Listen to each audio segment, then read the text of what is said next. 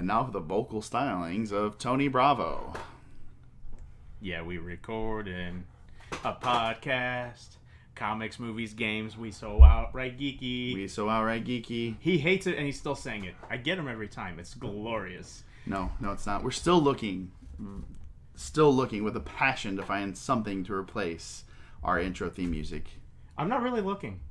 So when you say we, okay, you're lying. I'm looking. I am absolutely looking for some kind of a replacement. I will give you a prize. There is a reward for a new intro. How about that? You got my Honest Engine answer. Honest, really? Honest Engine. Let's go racist on this one while we're at it. Honest Engine is now considered a racist term. Really? By who? By anybody of native descent who finds the term engine so you're one of those people. So you're one of those people that's like, oh, you can't sit Indian style. You gotta sit crisscrossed applesauce. No, I would still say Indian style. I don't care. It's just, Honest Engine, in all honesty, is now, especially because of I'd say something about being a Boy Scout, but I was never a Boy Scout. I've helped with about Boy Scouts, but I've never been a Boy Scout. Mine. Oh, snap! The guy who made sure we were quiet. I didn't know I had it on vibrate. I apologize.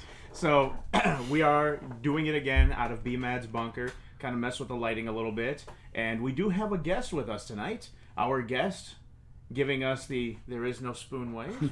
That is Brian Suhre. He is a designer, board game designer. And he's going to be demonstrating his game for us that will be getting kickstarted on the 26th, correct? The 26th.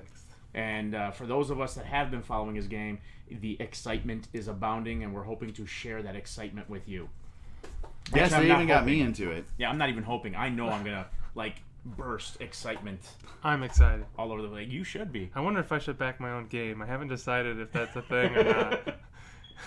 Because I'll be losing money with that. But if you back your own game, do you technically have to give yourself a copy of the game? Well, it would ship to me, because it would just ship. The publisher would ship it to me. That'd be but I would literally be losing money on that. But so, how many copies are you going to wind up on your own anyway?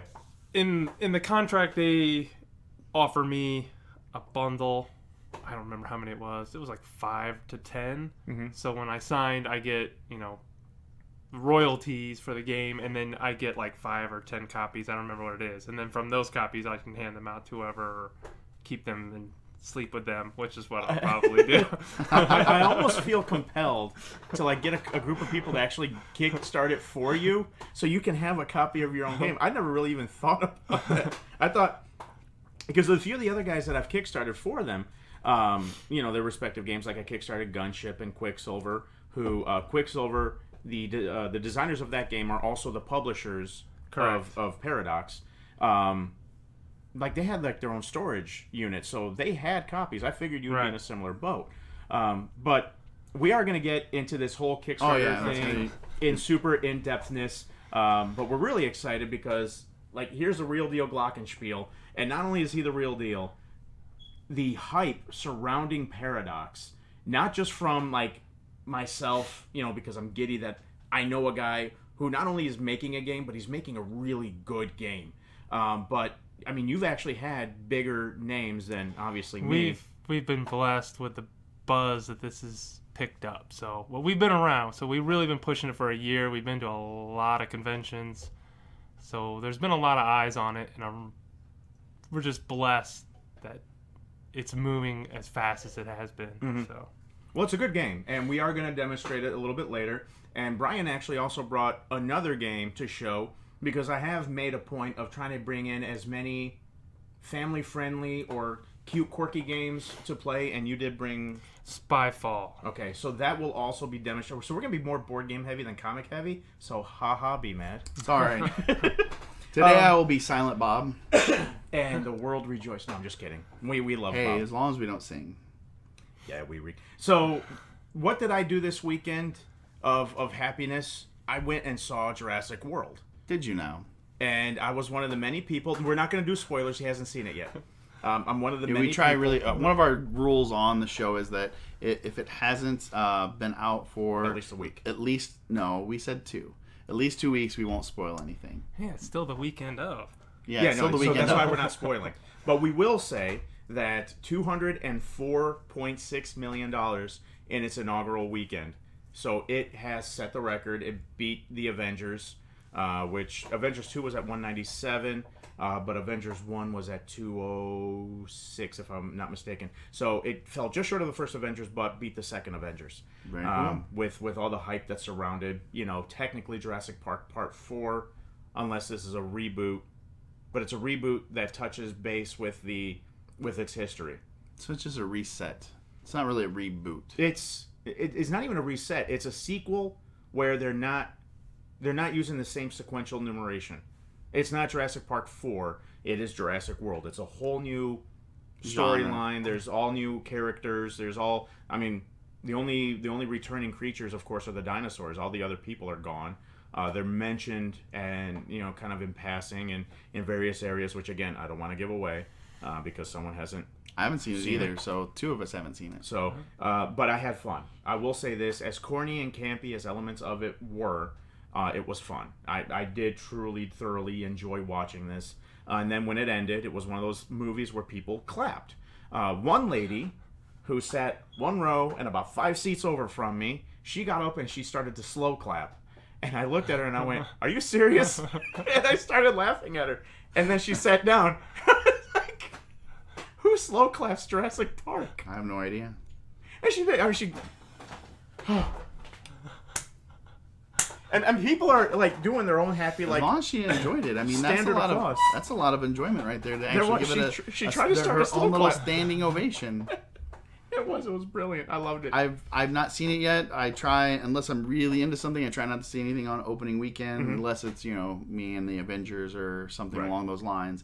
But the buzz on the internet is that it is a very good summer blockbuster movie. It's got all the things that a blockbuster needs. Yeah. For the summer, it's good. It's good Twinkie for the mind. It does pay tribute to the original 3.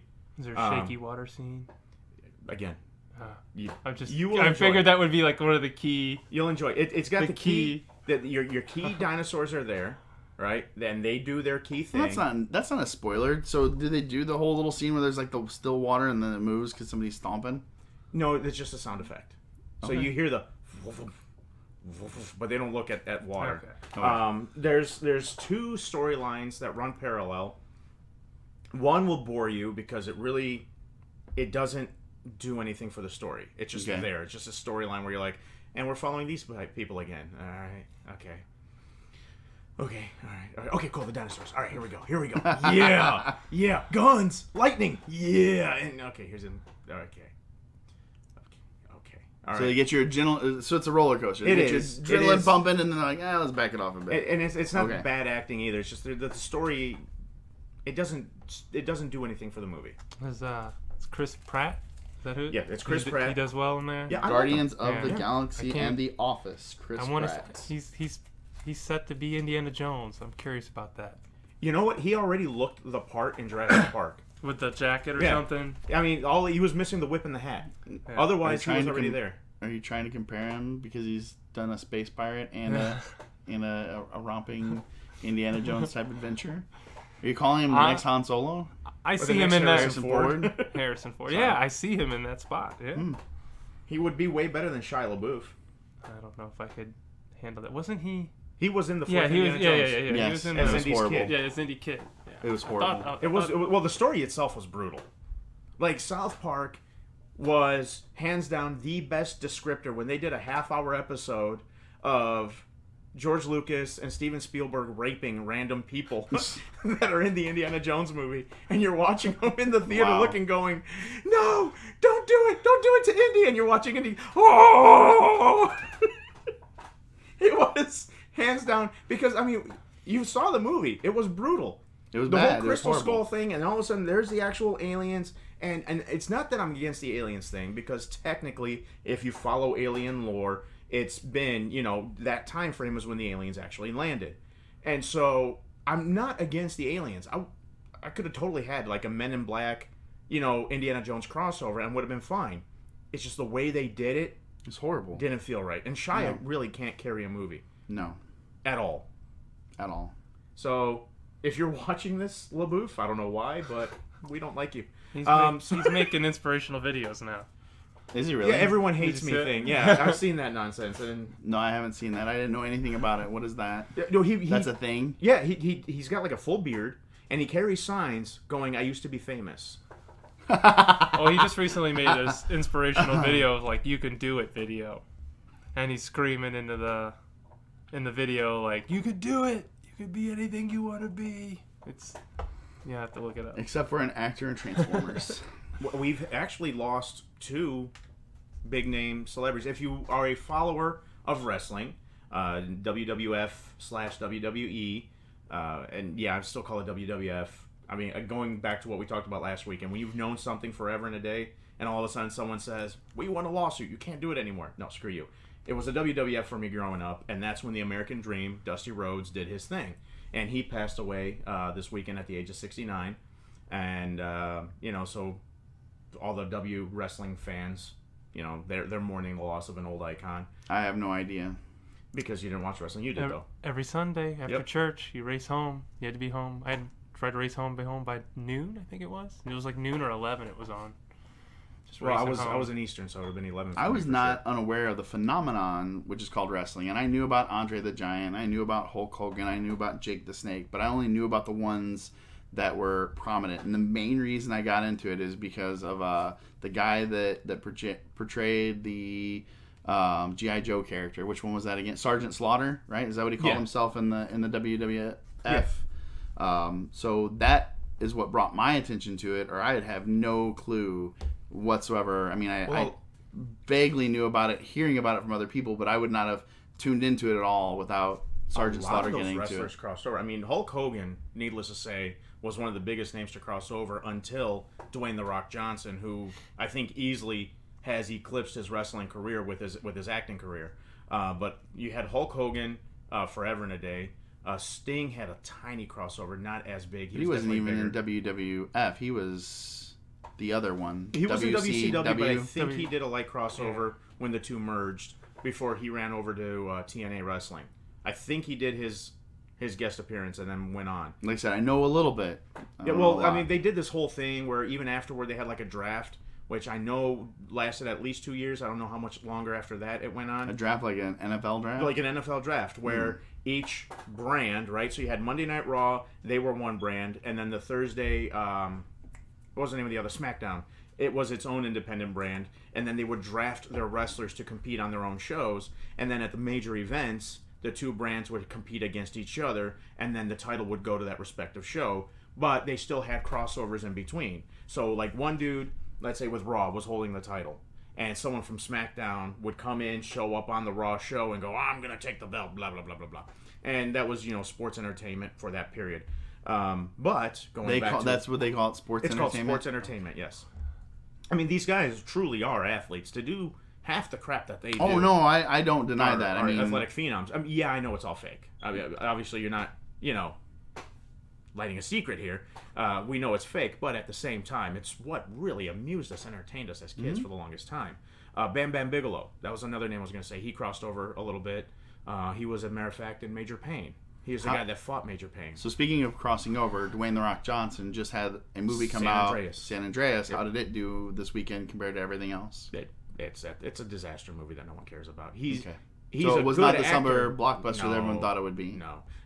Compared to Jurassic World, it's not doing well. It didn't hold a standard. I don't know. Chance. I didn't look at the numbers I think it's like for that part of it. 3rd or 4th ranked, but blown out of the water. And a lot of people believe right now that the only thing that stopped Jurassic World from beating Avengers 1 was that the NBA championship game was on opening night as well, and that it pulled some of those viewers away. Some of the people that would have seen that.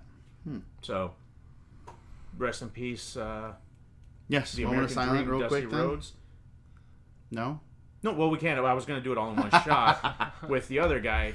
Once again, I don't know who this is. Yeah, the bigger name. The bigger name for the sure. bigger name this time is Sir Christopher Lee. Yep. Sir Christopher Lee. He was a sir. He was knighted. He was. Um, Now, there's been some confusion on the interwebs. This is not Gandalf that died. This is Saruman that died.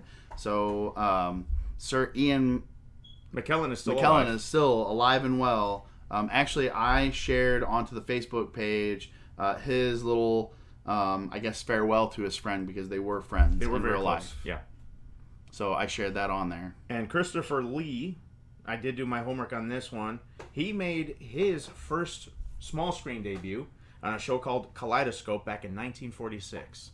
That's how far back his career went. How old was he when he passed? He was 93. 93. Long, Yep. full line. 278 appearances either on the silver screen or on the small screen. I think when he passed, he was the last actor, I guess, if you will, who had the most screen appearances of anybody else currently, you know, around right now. And actual appearances, because I know Tim Curry, I'm sorry, who's also been making the rounds this past week because he finally made his first public appearance after suffering his stroke. Okay. And that dude's been a voice in anything. You name it, he's probably said something in it. Even if he wasn't in the show, Tim Curry was mentioned. That's just what Tim Curry did. He had just such a unique, awesome voice. I remember I giggled when I saw him in Red Alert because I'm like, it's that guy! I freaking loved him. Who doesn't love Tim Curry? I thought he was excellent in it and in Clue. Those are my two favorites. And Rocky Horror Picture Show is my all-time favorite. Of course. That's, I guess, there's a meme that I saw pop up that said, you know what kind of person someone is based off of their favorite performance of Tim Curry. So me, personally, it was Oscar. I loved him in Oscar. Okay. I know a lot of people remember him from Clue because that was probably his bigger role. What was Oscar? It was a Sylvester Stallone mob flick, where Sylvester Stallone is a mob boss who promises his Does he father wear on that his goofy deathbed. hat? Or is that a different one? Sylvester Stallone. Mob boss. I don't think he wears a hat at all in that movie, no. Alright, then I don't think I've seen this. No, it's brilliant. I got it in my house. So if you stop back by my house, I'll let you borrow the DVD. It's hands down one of my favorite movies of all time. Not because it's like this big action, adventure, whatever. It's just a quirky comedy about some guy who promised his dad on his deathbed, played by the oldest Douglas, Kirk Douglas. He's on his deathbed, and he's like, and he gives the corniest Italian accent, which just really brings home just the kind of movie that you're about to watch. He's like, you promise me that you will go straight. I promise you, Papa. I don't want you to die unhappy. Oh, so you want me to die? You know, that's just the kind of demeanor and everything else going on. And then he just gives him one good smack, and they break the fourth wall in this movie left and right. It's just quirky fun. But Tim Curry is in that one as a linguistics professor whose job it is to teach Sylvester Stallone to speak proper English because he's about to become a banker, right? And so you see him like, all right, now here's the next line you are going to read. Sally sold seashells along the seashore. And then you'll see Sylvester. Sally sold seashells. No. Sally sold seashells along the seashore. And then Sylvester again. And Sally sold the seashells. No.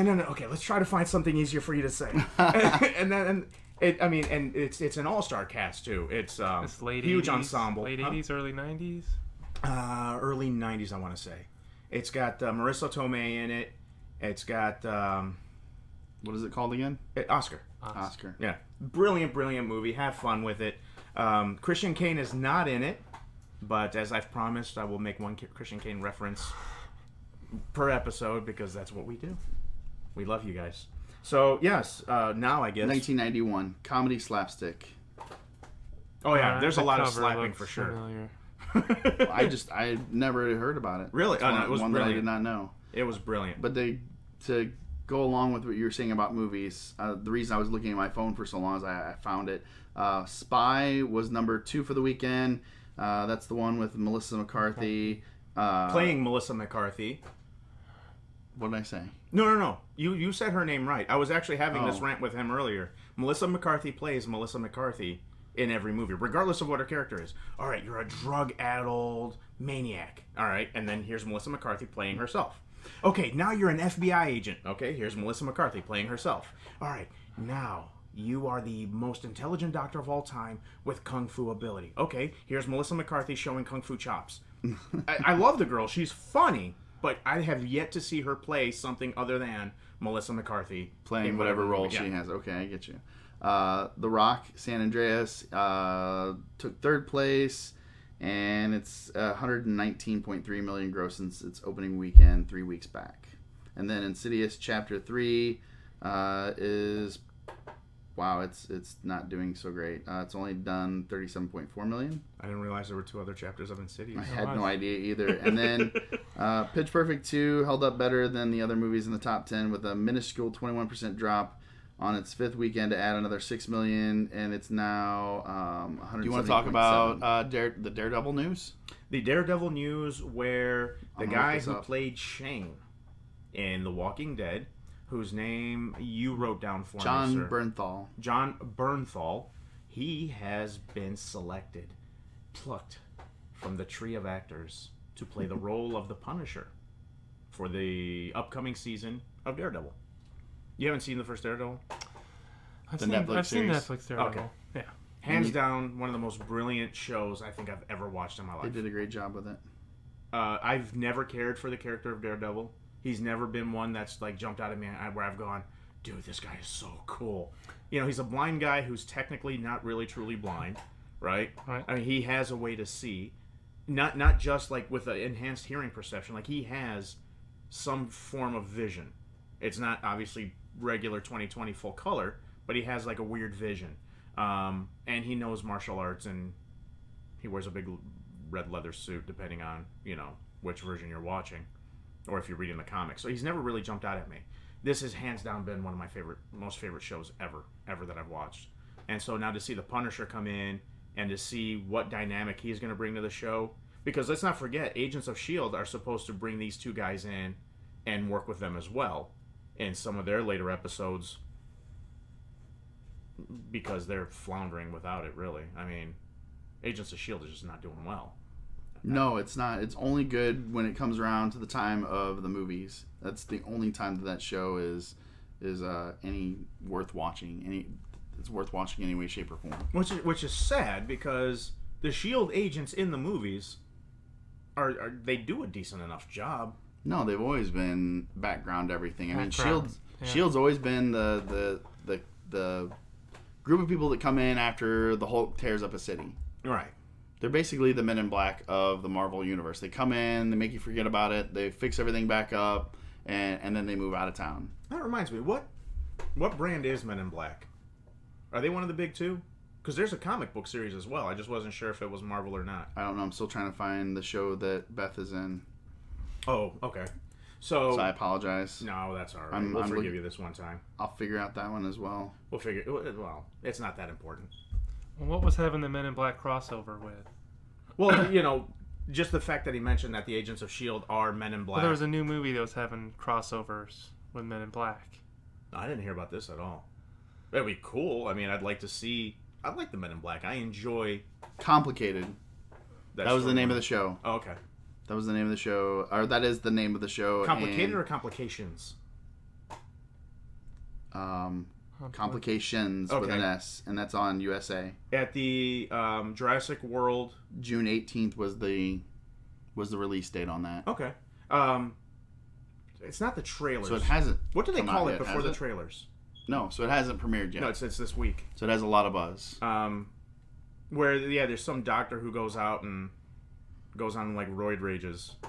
That's what the preview looked. What is it? It's not the actual trailers, but the point before the trailers, where you get to watch all those crazy videos. No, not actual previews. No, it's the previews before the previews. It's the... Don't they have their own name? I don't know if the previews before the previews have their own name. Like Outlook. Anyway, they showed Complications at Jurassic World, but I think it wasn't like the trailer attached to it, because the trailer's attached to Jurassic World. I wasn't too crazy about. Correct. This is the previews before the trailers of the movie. Before the trailers. The previews before the movie even starts. I saw Complications there, and I never recognized Beth, to be honest with you. But so then again, advertising at the movie theater before the movie starts showed Complications. Right, but they never showed Beth. They just showed like the main lead. Yeah. So the guy, that's her husband in the show. There's some kind of an accident that happens that he's a witness to, and he's trying to help this kid because he's a doctor. Right. And then the people that shot the kid, I guess, are coming back, and then he takes it upon himself to go nuts on the people. Right. And I guess he murders somebody. And that's what it looks like. Yeah. So, okay. At least that's the preview that I saw. But no, it is not out yet, and the 18th is when that will premiere on USA. I'm trying to think of all the stupid trailers that I saw. There's a Matt Damon one, which looked alright. Then there's Everest, where you get to watch a storm beat people up on top of Mount Everest, and I was like, okay, I'm good with that. He's in Matt Damon's in a spacesuit all the time now. He's in Martians or something. Yeah, he's gonna be. Yeah, he's the. He's Martian gonna be movie. the Martian. Yeah, The Martian. So he's But like he the was only just guy on in- Mars. Elysium. Well, that was Elysium, but he was just in the other space one when he was in the spacesuit and he turned on everybody. When they went there, they're racing to the planet to find life. Was that? With Matthew McConaughey. Matthew McConaughey. Oh, I didn't know he was in that. I didn't get to see that. Interstellar. Interstellar, thank you. Yeah, I enjoyed that, but he's in spacesuits a lot now. So. Yeah, he is. I wasn't expecting him to be in it. I had no idea that he was in it until they got to that part. Right, me either. The same way, And I was like, completely Matt surprised. Damon? What? But that was a really good movie. But I didn't get the chance to see it. You haven't seen You should Interstellar? I see have it. not It's seen good. Interstellar yet. Oh my Really gosh, good. it is really good. I still haven't seen Fury either, and I've been wanting to watch that as well. You know, I haven't seen Gravity. Everybody wants me. We have it, and everybody wants me to see it. And I just have no desire. None. You know what makes it good is looking at all the tweets that Neil deGrasse Tyson did about Gravity, because that's funny. Like all of his tweets. Hey, if they were really floating in space, that debris would have killed them. Now, mind you, Neil deGrasse Tyson loved Gravity. Yes. But his tweets, as he sees random stuff happening, he's just like, and if that had happened, they'd along be the dead. along the lines of Mystery Science Oh Theater. yeah, it's pretty good. That is fantastic. His tweets are funny. To redeem myself, 22 Jump Street and Men in Black are having a crossover. Did not know that. What? So I knew there was a crossover with Men in Black. I couldn't figure it out, but yeah, there will be a crossover with the new. As I keep saying, Google is your friend. Google. They did it, so I did it. I felt that's bad, all right. but I had to do it. No. Actually, we're happy you did that, but I couldn't imagine what that story would be about. I mean, we're talking two completely you see different the end universes. of 22 Jump Street, right, where they did all the skits about what the next one's gonna be, 23 Jump Street, Right? Chef's school. So maybe it's something to do with now they're training in that Men in Black universe. I have no idea. That just would be so weird because you're taking a show. Because 21 I know Jump it's Street was weird. based off the show. Are they both the same? Are they both with the same studio? That's what I was going That to would ask. have to be for that to I happen. would assume, Yeah. okay. I mean, studios are very, very clingy to their big, proprietary rights, if you will, and their big name blockbusters. So Why would you go even seek that out at that point? If it wasn't a part of your studio, Right. why would you go seek out Men in Black to be part of 21? I don't know. that's just Jump so Street weird. doesn't Like make I'm it trying, make like sense to me. my brain just went. Like every single mind blown moment that you look at online, like when I found out that both Quicksilvers were both in the Kick-Ass movie, my mind was not blown, but I was like, hey, you know what? That's Yeah. pretty cool. My mind is blown right now. Like I'm trying to grasp and fathom. Well, people have tried to figure it out, just basically writing That's just what weird. could it be. That's beyond weird. It is. Do you want to go comics first, or do we want to go game first? We had one more thing that we wanted to talk about, and then we can go into comics. Okay. And We were going to talk about a new prize that we've decided to do. Yes. So we kind of previewed it before. We have something Star Wars related that we'd love to give to all our fans, and we now have the rules, or at least the idea of what we want to do. So what we want to do is we want to give the 50th subscriber to the YouTube page a Star Wars related prize. Yes.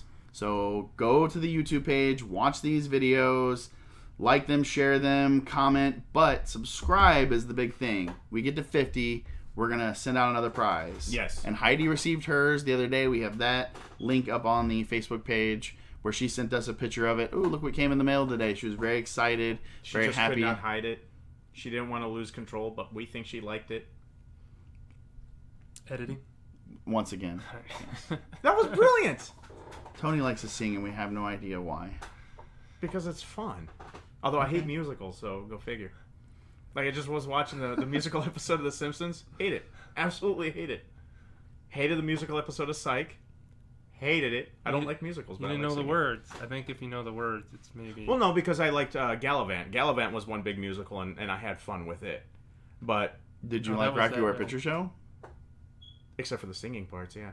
Although I know the songs because on my Dr. Demento CD they had the Time Warp on there, so I knew the Time Warp. But no, I've never been a fan of musicals. Like, Do you know? Well, with that one, it's not really a musical. I mean, it is, but it's not really a musical. But the audience participation is what makes that more fun. I have yet to do an audience participation of the Rocky Horror Picture Show. Well, when it was popular, I you're was too very young. lucky. I'm gonna let Tony Bravo and all of you in on a little secret. Every Halloween, out over at the Tivoli in St. Louis, they do a Rocky Horror Picture Show, and they do have actors that act out the scenes, and they have audience participation. They will give you a bag at the door of approved audience participation items, tchotchkes, if you will, and they give you a script to follow along so that you can know when it is appropriate to do each one of those. And if Do you have go, to dress up? you do not have do to not. dress up. Okay. I didn't But dress up. I went to it. But if you go, I am so going to tell everyone that you're a virgin because they do mark you with a big V on your forehead. Well, then I'm not going. They'll put it. Why not? It's just lipstick. They just put a V on you. That's all the more reason why not. Just one time. My birthday is in November, if you all want to know. So for my birthday present, I want you to come with me to the Rocky Horror Picture Show, and I will film this and put it on Can you? What? Well, you People can't had film their- inside. Oh, can People you had film their inside? people had their cameras out. Yeah. Really? Mhm. All right, cool. People had their cameras out. I went to it before cameras were cool, so Yeah, Oh, so you nobody don't have stopped any- you. or before phones, I guess. Yeah, it was a long time ago. Rock on. We can always talk. So it'll be a fun time. So 50 subscribers. 50 subscribers to the YouTube page, the Outright Geeks YouTube page. Go there, like I said, watch the videos. We've been sharing the videos to Facebook, but we would like you to share them wherever you share your videos, or share them if you're on your own YouTube pages or just your feeds in general.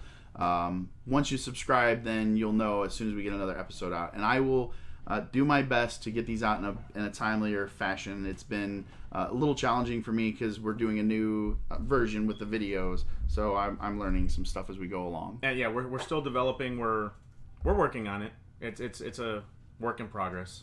Correct. And we're also trying to revitalize the old website. So yeah. Soon we'll announce all that once we get it figured out. Well, I just announced it. We're working on it. We'll send people to the page and Yes. we'll cross connect everything. Yes. When we get that up and running again. So now to BMAD's Comics. BMAD's Comics. BMAD's Comics. I I thought he was. Comics. I was thought he going was to gonna ask if sing there was a again. song. No, there was there's not. nothing. There was never a No, song. it's always been, and here's a comic book. It's Yeah. it's never been like an elegant, and by the way, kind of like some like radio people will do it where they'll just jump in and you don't even realize you're listening to a commercial. Just all of a sudden you're like, this bastard's been trying to sell me Oberweis. What the hell? It's like nothing like that with BMAD. And here's my comic. And now for BMAD's Comics. This is usually how I started off. The art is beautiful most of the time. So this one here is called Chrononauts. It is a Mark Miller book with his partner in crime, Murphy. This story has been optioned, as I said before, as a movie. So it's a story of these two gentlemen right here on the cover. They're doctors who invented this time travel suit, if you will, and they wreak havoc on the universe by going back in time and doing things that should not have been done, like taking a plane to a fighter jet to the Jurassic Park era of time. So The Jurassic Park era, so 20 years ago. no, what is the Jurassic period? Yes, That's what I was Jurassic looking period. for. So the editing will help right away. So the Jurassic period. Next book on my list. Now these are all image titles, by the way. I don't know if I mentioned that. This week is very light on the big two because of my displeasure with the Convergence and the Secret Wars. But the next book on my list is Black Science. I talk about this book a lot because I love it. I compare it to Sliders back in the day. Not So if White you- Castle. So if you don't know what Sliders is, it was a show on Sci-Fi. I forget who the main character was. O'Connell. Was it Jerry O'Connell? It was like his. Was it? Yeah, it was Jerry. So he invents a device, and it slides into parallel universes where in one universe you might be a woman instead of a man, and so on and so forth. Similar. The main character who's on the cover here, he's a doctor. He creates a device called the Pillar, and the Pillar takes you to other universes as well, which he calls the onion because you peel back the layers of it and go to each one of the layers. So there was a universe where there were like frog people, amphibious type of people that were the main life form on the planet. His partner in the creation of this device damaged it, which sent them spiraling through these universes, and they're trying to find their way back home. So very Slider-esque, and it's good sci-fi. The art is beautiful. I mean, it's a very well done book. Rick Remender and Mateo. Good luck. Yeah, Tony, please. Mateo decide. Scalera and Moreno Denisio. So the art, the story, fantastic. Rick's a great writer, so I do enjoy, a well-written, well-art book. Of course, when I do the names, I do give it my Dago twist. Yes. But they probably aren't pronouncing it like that. They're like, dude, he knows how to say my last name the right way. In all reality, they're like, yeah, it's Denisio or whatever. So the last image book that I have is Savior. This is a book by Spawn creator Todd McFarlane with Brian Holguin. See, I got that one.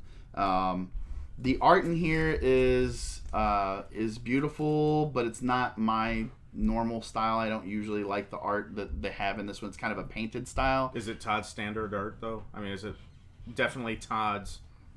No, No, not at all. no, not really. I don't know if he's the actual artist or just the creator listed in the credits. Give me 1 second here. Writers, he's the writer of it, and him and Brian. Cover and story art is Clayton Crane, but it is a more painted. I mean, it's not bad. It's just not what I'm used to. That looks good. So see if I I like it. See if I can show you guys. Is that good? Can you see that without a glare?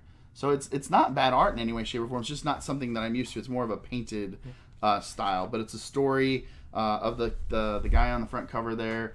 He just magically appears after a plane crash, and he has godlike powers. And so it's only 3 issues in, so I don't have too much on the whole story besides that, and I don't want to give too much away. But it's so far it's been a really good read. Todd is a great writer. The art, like I said, is beautiful. It's just different, and I've got to get used to it. But I highly recommend it if you haven't picked it up. Last independent book before we get to the DC titles. This is just something that I thought was fun. This one here is called Insufferable. It's a Wade book. Wade also did Indestructible and Irredeemable. So he's got a theme going on there with the titles, but this is the story of the main superhero and a sidekick, which actually is father and son. Interesting twist on that dynamic and how they've had a falling out because of things that have happened in their past. And now he's the main hero, the loved hero. He got out of his father's shadow, and he's kind of retired, but he's still been working in the background. And then they come together for a case, and Mark Waid just does a really good job with his writing. So here you go, sir, if you want to look at that. Now we go to... Oh, he is drunk. Okay. I saw the stars around his head. I'm like, is he? Yep, he's sauced. Got him. Yeah, got him dipping into the sauce there. You got a big glare. The sidekick is... The son is pretty much an asshole in the story. Ooh. Yeah, he's pretty much a D-bag, if you will. So the 2 DC titles, real quick. I have Batman number 41. It is the cover with the Batman suit. And as you all know, or maybe you don't know. I don't know. I don't know if I'd call it the Batman suit. Looks more like It a looks bunny a lot rabbit more. suit. Yeah. Well, not just a bunny rabbit, but I kept thinking you had like a mech of some kind. Yes. We're looking at at a Gundam. It's a Gundam, like big time. Except it's got bunny ears.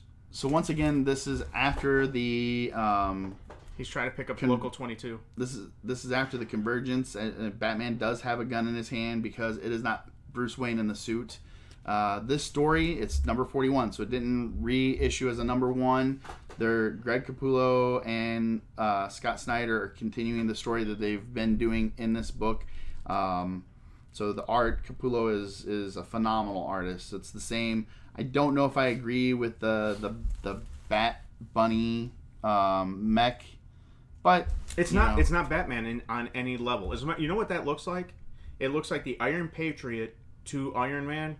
This is Gordon's whatever machine you want to call him to the Bruce Wayne Batman.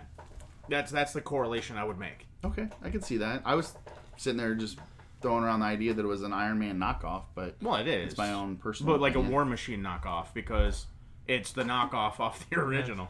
I completely understand. And then I keep pimping this book, Injustice, it's a book from the video game. So the video game obviously came out first, and then this was filling in the gaps of that story in the video game.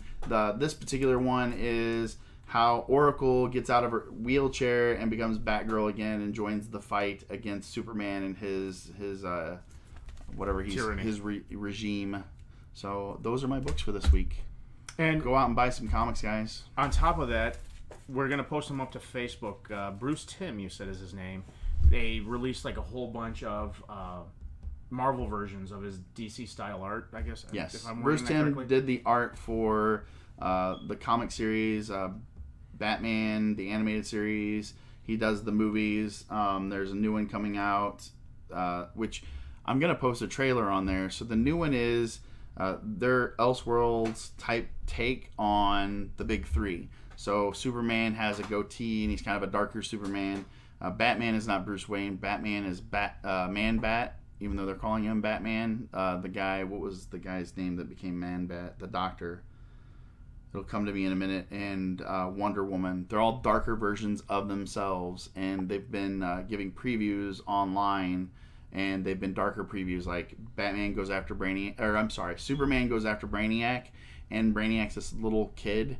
And it actually almost brought a tear to my eye. I was so sad what happened. And then Batman goes after Harley. And you think, okay, you know, that even though this Batman is part bat, you think that, okay, he's still the same kind of a Batman because Harley comes out swinging a mallet, and it gets really dark at the end. Like it's a very twisted universe. I can't wait till it comes out, but I don't remember the name of it off the top of my head. So give me 1 second to find it, and I'll make sure that those are online as well. So while you're getting that information, we are going to start transitioning over to our board gaming side. Brian and I have been playing board games now for 5 years almost, I think. Yeah, because I popped in there in 2010. So yeah, we're looking at about 5 years of gaming together. Now he's been doing it for a long time. You and Jason played together, right? Going back until long ago. 04s, I think 04, that 04-05 transition there. That's when we started gaming together, board gaming together. Mm-hmm. I mean, we were doing CCGs and other things, but right around 04, he brought in Carcassonne and Settlers, and we were like, okay, what's this stuff? So we started playing it, and then from there it just blew up. So. And at that time, you had your own shop, right? Yeah, I had a gaming store. It was mainly CCGs, tabletop stuff, a lot of WizKids games, and he brought that in, and it was completely left field of what, you know, we were all playing. It was all Amerithrash type stuff, you know, Mm-hmm. Mech Warrior on the table, Hero Clicks, Mm-hmm. and then he brought that in, and I remember looking at Settlers and going, that doesn't appeal to me, but this Carcassonne, and then we started playing that a lot, and then after that we figured out Carcassonne, or Settlers was also awesome. So I closed my shop, and so we didn't have anywhere to play. Jason started up the Atomic Squash. So it was right around 2-4. He's pimping it. I am pimping the Atomic Squash. And the biggest reason why I'm even mentioning this right now is next weekend, Father's Day weekend, is Daikon, which, Brian, you will be making a presence there. I'll be there. I'm going to try. I had some change in plans. I'm going to have my daughter, and they want me to pay $35, and I'm a little skittish about paying that much money for my child when she's not going to do anything but be miserable. So we'll see what I can do. I'm hoping They're making you pay. I would have to pay for her to get in. How much is it for you to get in? 35. So Yeah. it doesn't matter how old. Right. Okay. So- Real quick, since I interjected, it's Justice League Gods and Monsters. Is the name of the movie that they're coming out with, the animated movie, and How do you say that? Machinima. Machinima has the videos up there, the little short. Little vignettes type thing. Yeah, they're about 6 minutes long of each character. I don't think they've come out with the Wonder Woman one, but these two are really twisted. You should go out and check them out. I'll link them to the YouTube page. So we've got a lot of Sorry. Facebook and YouTube stuff that we're going to be bringing back up.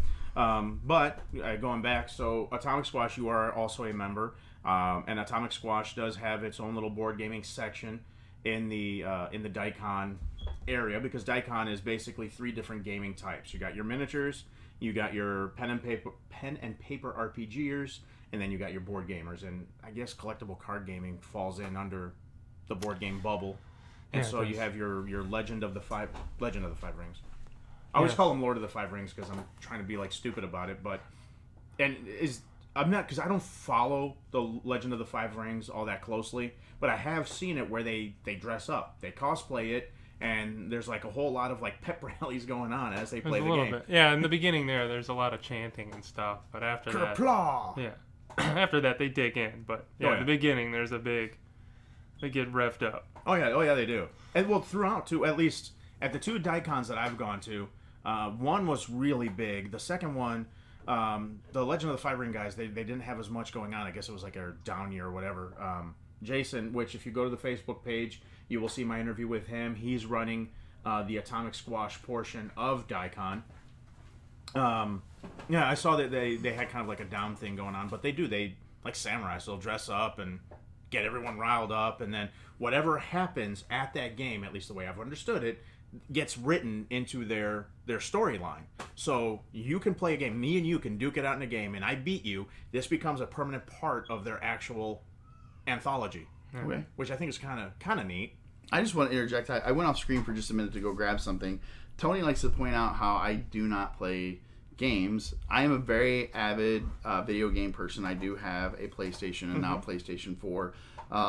But back in the day, I did start out with Dungeons & Dragons, the pen and paper type, and then got into things like this, which I don't know if you can see it very well, but this is Vampire the Masquerade from back in the day. This is the clan book. This is the guys that I like to play when I played Vampire the Masquerade. So I still have my clan book. Gives all the Tim Bradstreet. Tim Bradstreet is a phenomenal artist as well, and his art is all throughout this. But I played Clan Giovanni when I played, and it is Dungeons and Dragons on steroids. At least that's the way I thought of it. There was other parts of this as well with the werewolves and everything else. But yes, back in the day, I did board game quite a bit, so you can stop. He pen and papered. I pen and papered.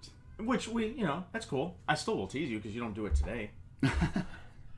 No, I'm not so much into the games anymore. I am into the deck building games. I do play the deck building games quite a bit. DC deck builders, I play that. So, but no, I don't. I've not board gamed in a long time. At least not in dropping a ton of money into board games. Well, no, because all your money is dedicated to your comics, right? Yeah. Very true. Very true. And that's fair. It's that's hard why, to do both. Right. It is. Like Dice Masters, I'm going to be pulling back from the Dice Masters because I've already sunk easily $200 into Dice Masters. I've got 4 sets, and unless I'm like, hey man, you want to play? It's not building the same head of steam that Magic did. Although I'm enjoying this tremendously, whereas Magic, it never really. There's a lot of players at Origins, so they had a big tournament there, and there was a lot of players there for Origins. So but Origins is big. It's big. Yeah. So describe Origins to people that do not know. This would be Origins is in Columbus, Ohio, and it just happened last weekend. And it is a 5-day gaming convention, and that one is very dedicated to board games, collectible card games, and tabletop miniature games. And would you say it's more closely resembles Daikon or Geekway? Mix of the both at a larger scale. So it has all those 3 that Daikon has, but just at a really larger scale. Okay. And really heavy. I would say it's more heavy on the board game. Convention more than it's a gaming convention, yeah. On the same lines of like the Comic-Con? Is it that big in scope? It's that big in scope. It's big. Oh, wow. I could see Geekway getting there. Geekway's, yeah. I mean, Origins is 5 times the size of Geekway, if not bigger. It fills out a whole convention place. That's pretty awesome. It's mega big. And when they do a thing like that, do they do like the comic book convention where they have like cosplayers and this one's big flea market? This one they'll have occasionally you'll see people in cosplay, but this one's really heavy gamer.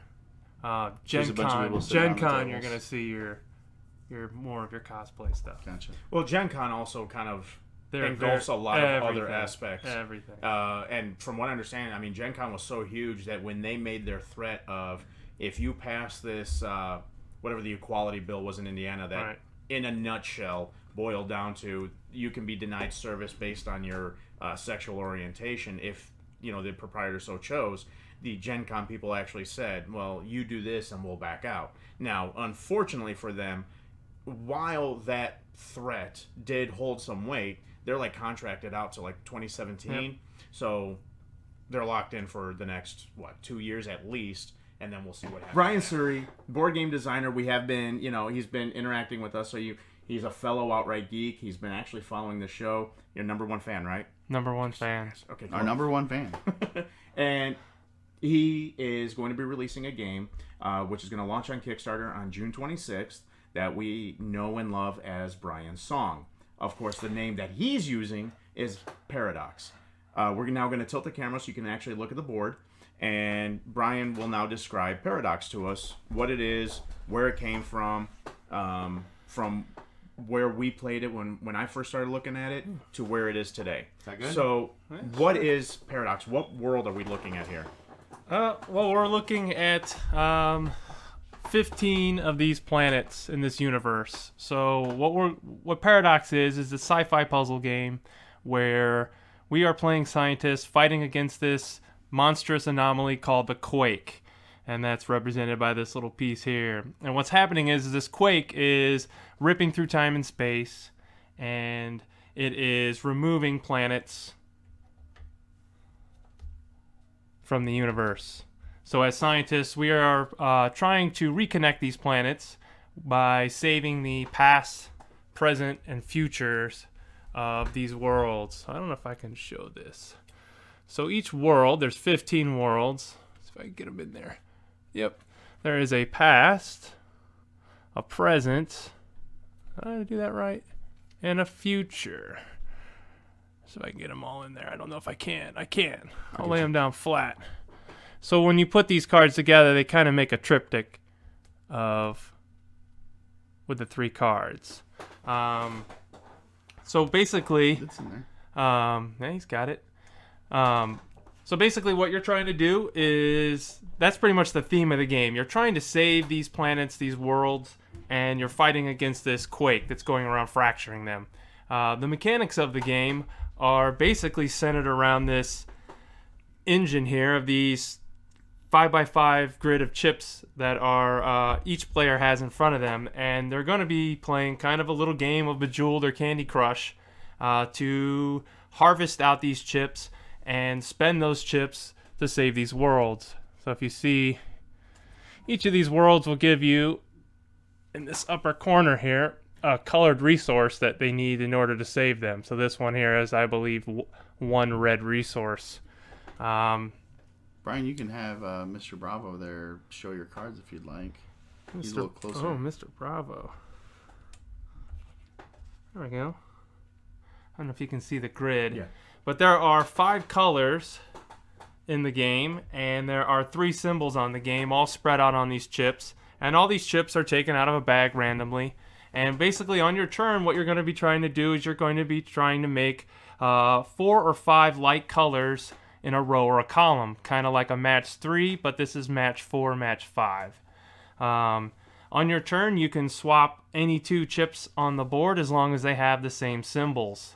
So for example here, you can't quite see it, I can swap a white circle with a blue circle. I'll show them the little circle chips here. There you go.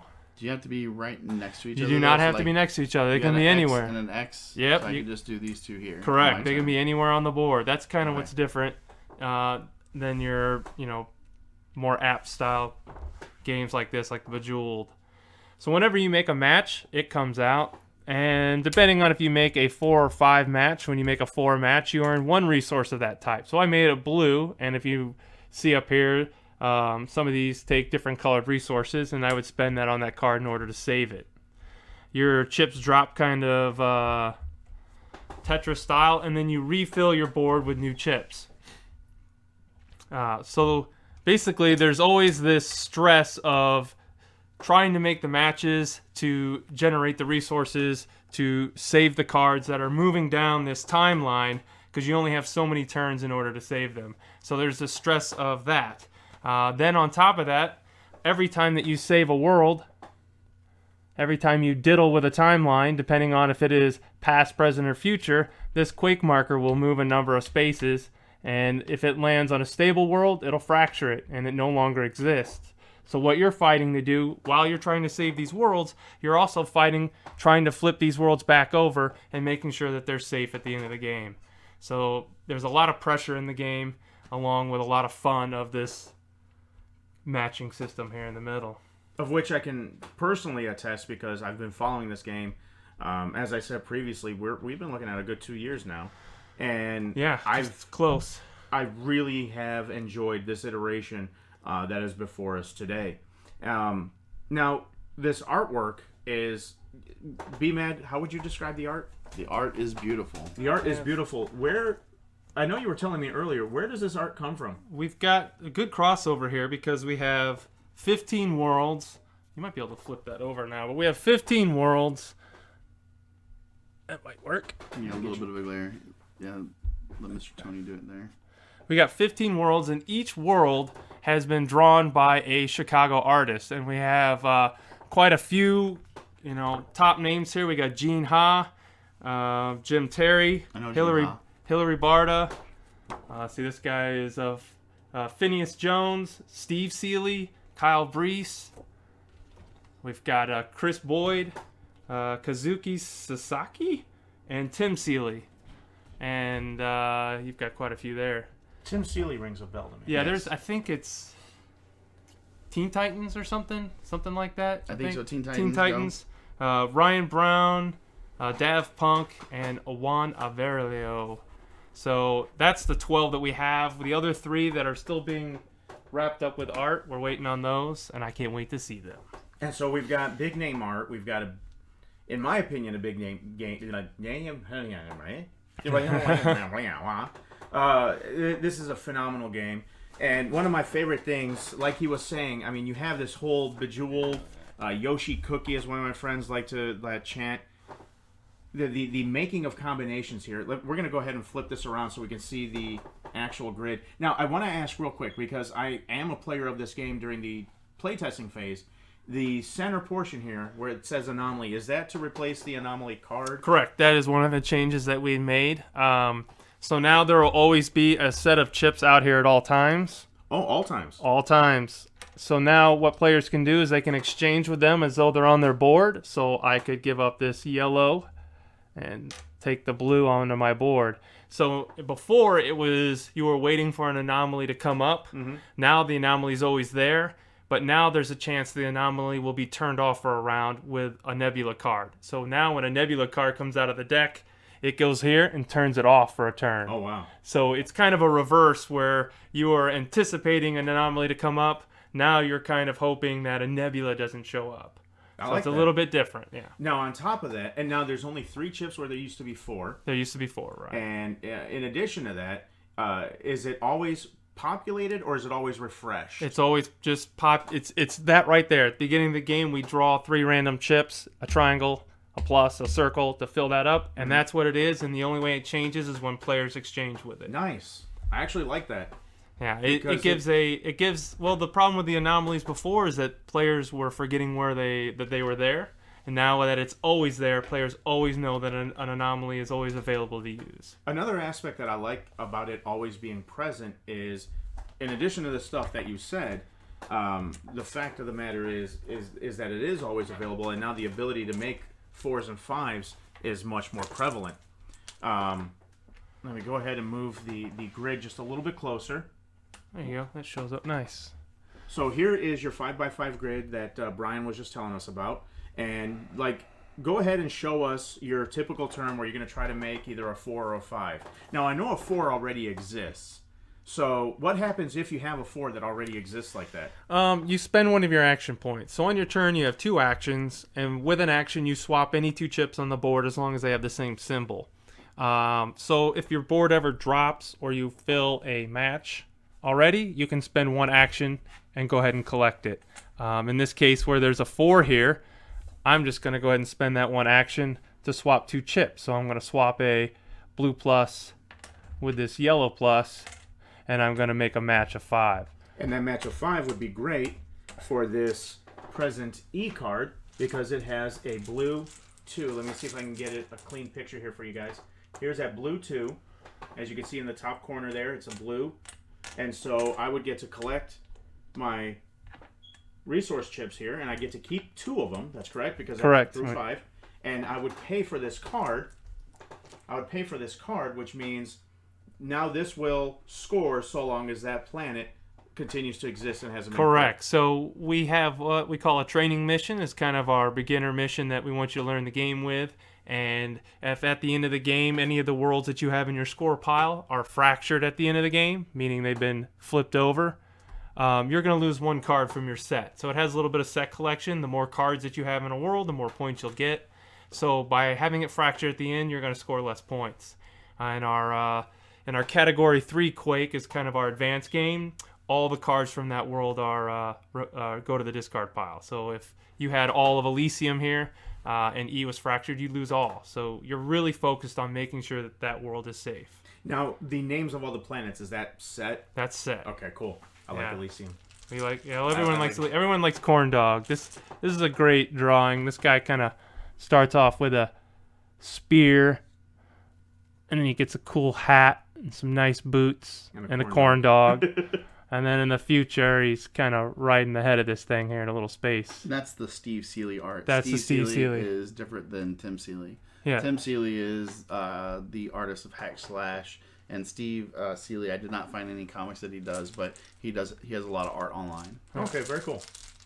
And so in addition to all this is going to be Kickstarted, a much awaited Kickstarted amongst our group of friends, for sure. And the Kickstart, it will be on June 26th. You're going to go to Kickstarter.com, and you're going to find this project under the board game and tabletop games. Yeah. And what you're looking at a base price of how much? I don't know officially, but I think that they were shooting for probably a $45.50 to kick, because it'll probably end up being close to $60 retail if I had to guess. But don't quote me on that. But we're hoping $45.50 to kick. So, now, you are a board game designer. I mean, that is your official title, if you would. Sure. Well, I'm going to say you are because I've played a good number of your games, and I think I've played at least 3 of your games. One of them being Paradox. It's hopefully to be able to be released Co-Opodox, as I've affectionately coined it. It's a great name. You also have that other, like, kind of that quick play game that we played at Geekway. 0 Hour, I think. 0 Day. 0 Day. Yeah, I have a few miscellaneous games that are in the works. But. So you have become an avid game designer. So I guess my big first question will be, how awesome is it to finally see one of your babies actually coming to a close?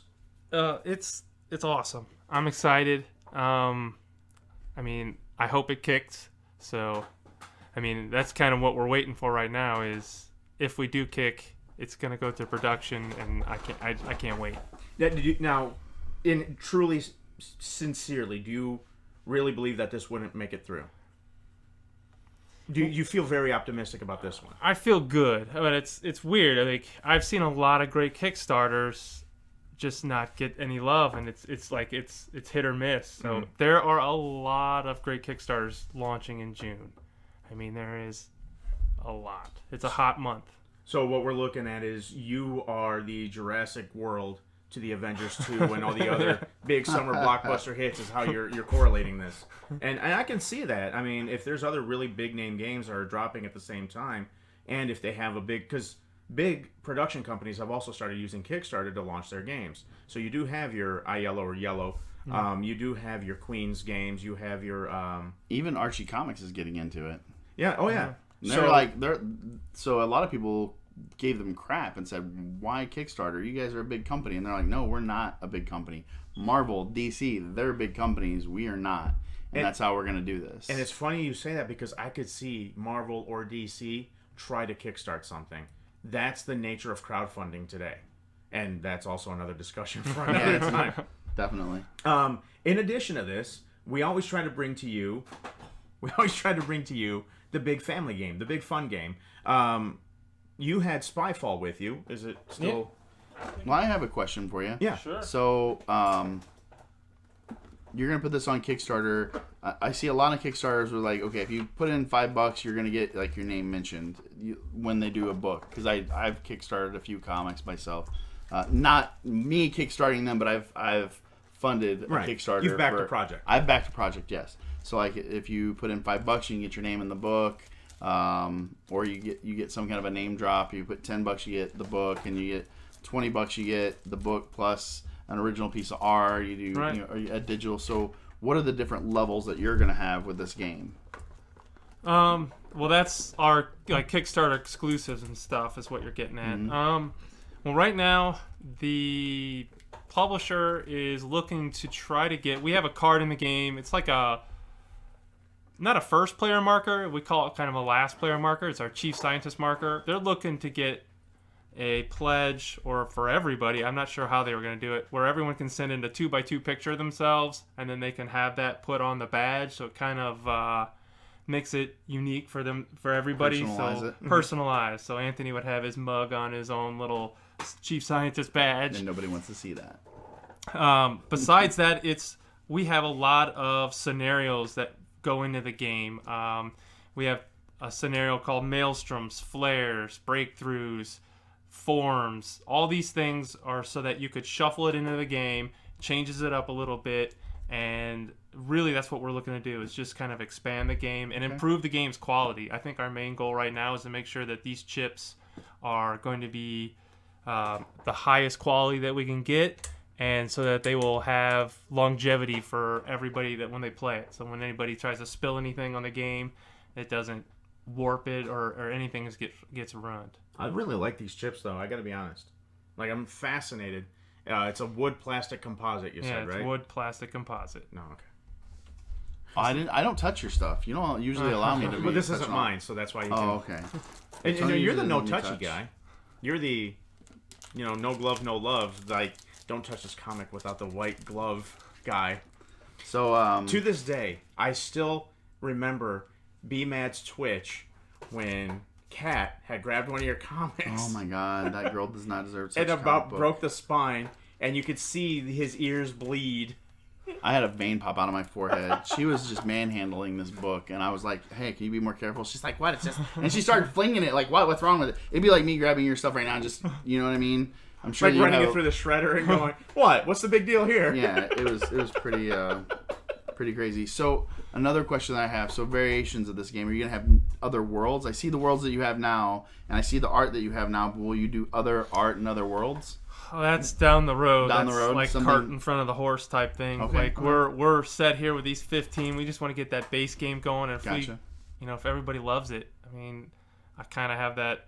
Like you mentioned, I have a cooperative version of this game, and it just goes from there.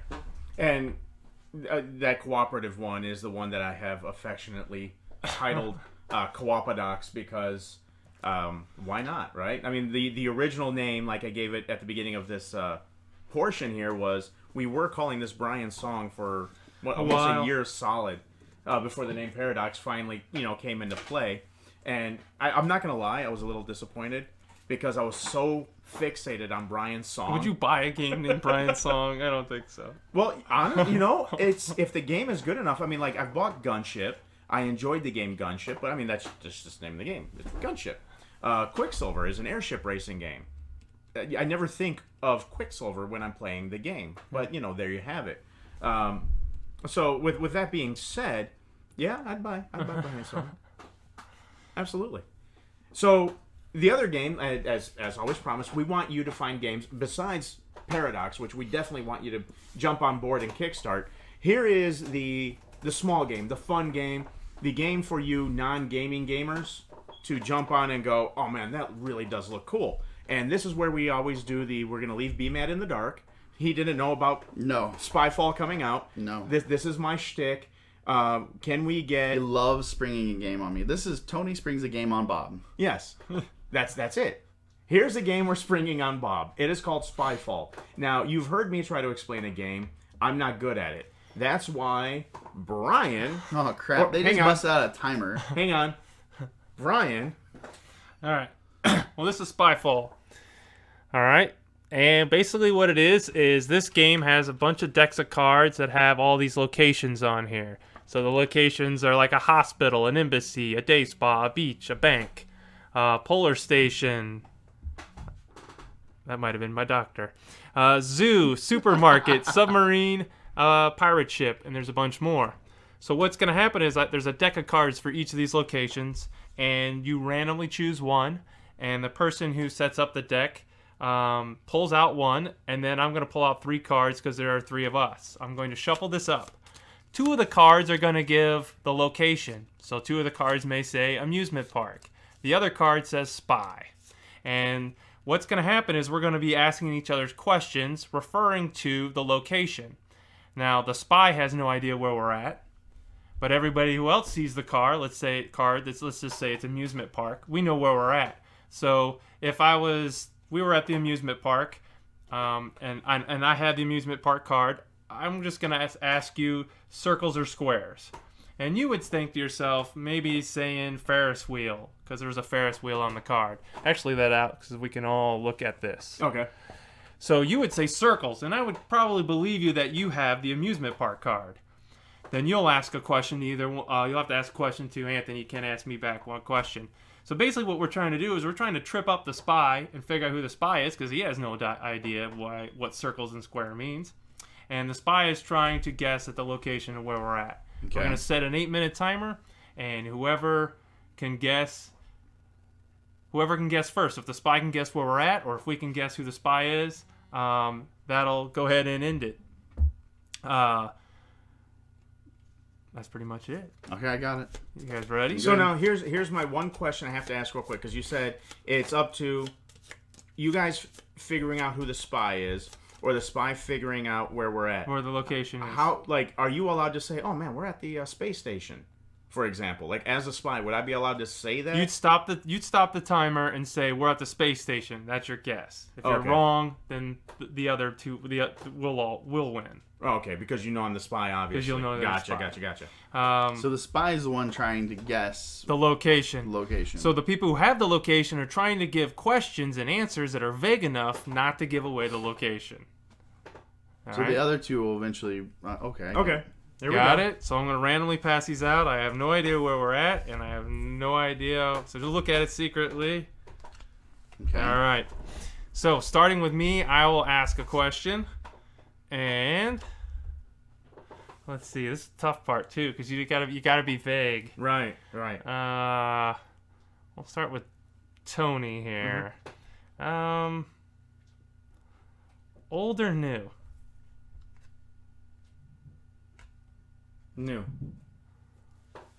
Now you can ask Bob Mm-hmm. a question. You just can't ask me back. So this is very hard for the spy and 3 players, because when there's more players, he doesn't get picked maybe right away. So they kind of have a lot more questions and feedback and answers to kind of deduce. So you'll ask a question. Green or yellow?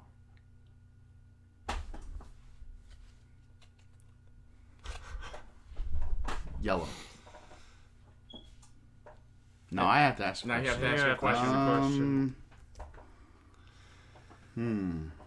You're right.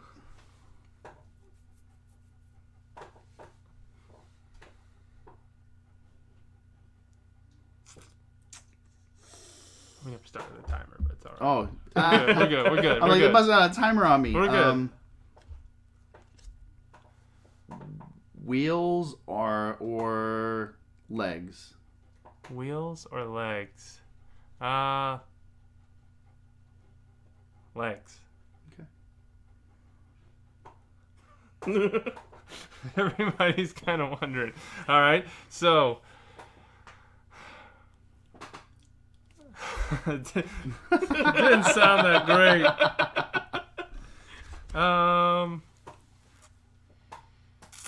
So how does this work? You stop it and you can accuse. So you can stop and say for. I'm gonna accuse Tony of being the spy. It sounds pretty good just from the beginning of the first I question. I didn't stand a chance. I was like, older than you, and I'm like, right out the gate. I don't know. I knew even the first when he question. said new. When he said new, I was gonna kind of wait because I didn't want to go right away. So we were in the Crusades army. So when I asked him old or new, and he said new, I was pretty sure it was Tony. And both things are on here. They're horses and they're carts. So I said wheel or leg. So if you would have looked at it, the main picture has a horse. so you would have immediately thought horses instead of cars, because there's trains. There's the service station has wheels with a car. So I was trying really hard not to give away. I think I did all right. Yeah, you did great. No, you did. Coming up with the questions is very hard. Oh, yeah, that was difficult. When you know what it is, because you don't want to give it away. You threw me off with the yellow thing, though, because he was right on. There was a lot of yellow. There was a lot of yellow. I got lucky. That's all I could think of. That's why I waited, because I was like, you kind of want to wait before you just start screaming spy, spy. So that was Spyfall. And usually you play a couple rounds. You play 5 or 6 rounds, and it goes really fast. When you said legs, I knew it wasn't you. That's how... Well, when he said new, I was for sure. Yeah, I was for sure it was him too. But we played a game like this before, Battlestar Galactica, where somebody is the spy, if you will, for lack of a better term. And I had the hardest time guessing who it was. For the longest time, everybody thought it was me. But the only reason they thought it was me is because I didn't know the game. Didn't know how to play the game, exactly. That's and they were all thinking basically all these big deduction games, all crammed into just 8 minutes, and it's good. It's interesting. Oh, it's very fun. And so thank you for bringing it, Brian. Yeah, no problem. So tonight we had a special for you. We brought you not 1, but 2 games. Tony Bravo is proud of himself. I am. I'm very... This is the most gaming episode we've had, I think. It is. Not counting the old video game days, because... Well, yeah, Joystick had his little part in it. But I'm saying, even the time you did the one where you had to do the stupid tricks... Dungeon Fighter.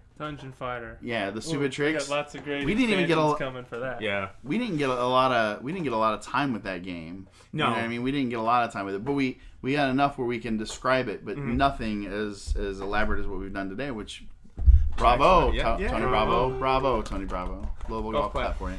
So, we are the Outright Geeks. Of course, you can find us on Twitter. I'm at Tony Bravo. I'm at BMAD138. And, of course, we're at the Outright Geeks. Correct. If you want to follow Brian and his board gaming ways, you can be found... at Suhreman. And that is SUHREMAN. And, of course, his production company... Yeah? Production company. Split Second Games. Publisher. The publisher is at Split Second Games, or you can find them at splitsecondgames.com. And I don't know if they're still selling copies of Quicksilver. Oh, yeah. But you can get the original Split Second game out there of Quicksilver. And, of course, on the 26th, Paradox is going to come out, and I will be a day 1 backer as long as I remember. Because on the 10th... No, I'm not trying to be funny. Well, I am, but more at myself. This is very self-deprecating. On the 10th, it was my father's birthday. Okay. Completely forgot. Good job. Not that I forgot what day my dad's birthday was, but I forgot that it was the 10th. And so I just had a day, and then on the 11th, I got my brother texting me, my sister texting me, "You didn't say happy birthday to Dad." Oh, shit. And so I called him real quick. "I'm so sorry. Happy birthday." No, hey. So in Tony Bravo's old age, he's becoming forgetful. Very much so. So as long as I remember that it's that day, which I have a funny feeling I'm going to be reminded. I had we have a friend that has a birthday, and I agreed to it a month ago that it would be, we just do it on Friday the 26th, and then when they pick the 26th, I'm like, I'm going to be at this birthday party on my phone, just scrolling Kickstarter. Oh, yeah. But, with my experience with Kickstarter, I've noticed that the big part of it is day 1, and then are you guys doing like a 20-day or 30-day? That I don't know. I don't know the full. I would probably say 30. So call it a 30-day. So day 1, it's hot and heavy. Day 30, it's hot and heavy. In between, it's like what we're doing now with our page. Man, we only got like 1 like today. Yeah. Man, we only got like 1 fan. And then day 1 when the Caniacs jumped on, again, thank you, it was, holy crap, we just got 70 likes this week, Now we're back down to 1 or 2 here or there. They're trickling in, which is delightful. But that's what you're going to go through here in a hot second, which is going to be kind of funny to watch. You're like, oh my God, I'm 3,000 away. Oh my! And then on day 30, it's going to be like, okay, remember when I said we were 3,000 away? We're now like 85,000 over. Now we're not expecting the same caliber of success that Exploding Kittens got, because that one, was rigged. I don't want to say rigged because that's the wrong term. It was loaded with. Okay. The Xbox guy and who was the artist? The artist is some big name guy too. So that's why it sold like 1 million worth of kickstarting. Right now, I have no idea what you're talking about because you brought up something that we haven't mentioned. No. in We're any talking shape or about form. Kickstarter. It's a Kickstarter thing. Okay, The mentioned a most specific popular game. Kickstarter of all time is called Exploding Kittens, and it was loaded with like an Xbox game designer. You're fine. I never heard this term before. So the term for a loaded Kickstarter is exploding kittens. No. Exploding Kittens is the name of the game. Oh, okay. No, it was the name of the game. Exploding Kittens is the name of the game. But now it's the term. Now, we just coined it. Why Here not? on Outright Geeks. Exploding Kittens is what it calls when you have a loaded game. A loaded game. So this is not a loaded game. This is completely. It's got a fan base that's already out there. It's had some hype. You've had some. So you're hoping it's going to be Exploding Kittens. I'm hoping it'll be Exploding Kittens. That would be That'd nice. great. I mean, if this is Exploding Kittens, you're done, right? Because that game made $1 million. So how about this, Brian? We'll have you back on soon. Yeah, sure. We'll get you after the launch and find out how you're doing. Get an update. Maybe you can bring us another game. Yeah, sure. Fantastic. That would be awesome. That would be very awesome. I'm Tony Bravo. I'm B Mad. I'd like to thank Brian. Thank you. And we are the Outright Geeks. And we just recorded Oh, fuck a off. podcast. Comics, movies, games. We so outright geeky. Peace. Thanks, guys. Yeah, thank you. Thank you.